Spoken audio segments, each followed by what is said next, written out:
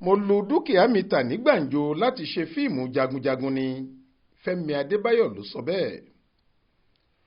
òwe yorùbá tó ní bọ́dẹ bá ròṣẹ́ ròyà bó bá pẹran kò ní fẹ́ nìkan jẹ ló wọ ọ̀rọ̀ gbajúgbajà òṣèré tíátà ilẹ̀ wa tó ń rọ́wọ́ mú pẹ̀lú fíìmù ọlọ́kan-ò-jọ̀kan rẹ̀ lásìkò yìí Femi Adebayo táwọn èèyàn mọ̀ sí jẹ̀lílì oníṣó. ìràwọ̀ òṣèré náà ní fíìmù tuntun tóun ṣẹ̀ṣẹ̀ gbé jáde láìpẹ́ yìí tí wọ́n pe àkọlé rẹ̀ ní Jagunjagun. ó ní fíìmù ọ̀hún ná òun lówó tí kìí ṣe kékeré, kódà àwọn dúkìá òun kan ní láti lọ sí i nígbà tí ìnáwó ọ̀hún fẹjú kankan kóun sá lè ṣàṣeyọrí eré sinimá náà.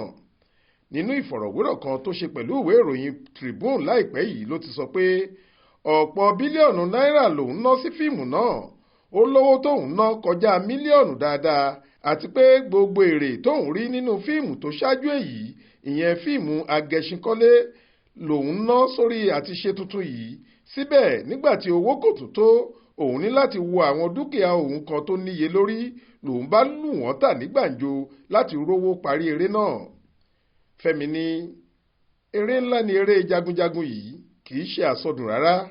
ó ná mi ní ọ̀pọ̀ bílíọ̀nù náírà, kódà mi ò tiẹ̀ lè sọ pàtó iye tó ná mi nígbà tá à ń yà á, torí níṣe la kàn náwó sí i ni. mo lo owó tí mo rí nínú fíìmù agẹṣinkọ́lé tí mo kọ́kọ́ ṣe ṣáájú èyí, síbẹ̀ owó náà kò tó láti parí jagunjagun. mo sapá gidi láti má ṣe lo àwọn onígbọ̀wọ́ tí wọ́n máa ń gbé owó kalẹ̀ láti ya fíìmù, ìbáà jẹ́ àwọn onílé iṣẹ́ àtàwọn aládàáni. láàrin kan, nígbà tí ìnáwó náà fẹ́ mu mí lómi, mo lu àwọn dúkìá mi kan tà ní gbàǹjo torí ìgbàgbọ́ tó jinlẹ̀ tí mo ní nínú fíìmù jagunjagun yìí pé ó máa yọrí sí rere. mo mọ̀ pé ó máa pawó ẹ̀ gẹ́gẹ́ bó ṣe wí. ẹ ó rántí pé ọjọ́ 10 oṣù kẹjọ yìí ni wọ́n ṣe ìfilọ́lẹ̀ fíìmù náà tí wọ́n sì gbé ìtọ́wò rẹ̀ sórí ìkànnì ayélujára Netflix. látìgbà náà làwọn tí wọ́n ti wo fíìmù yìí ti ń kan sáárá sí jẹ̀lílì oníṣó pé iṣẹ́ takuntakun ni wọ́n ṣe sínú rẹ̀, torí ìtàn tó lárinrin ni, wọ́n sì ń ṣàdúrà fún un lórí àṣeyọrí iṣẹ́ náà.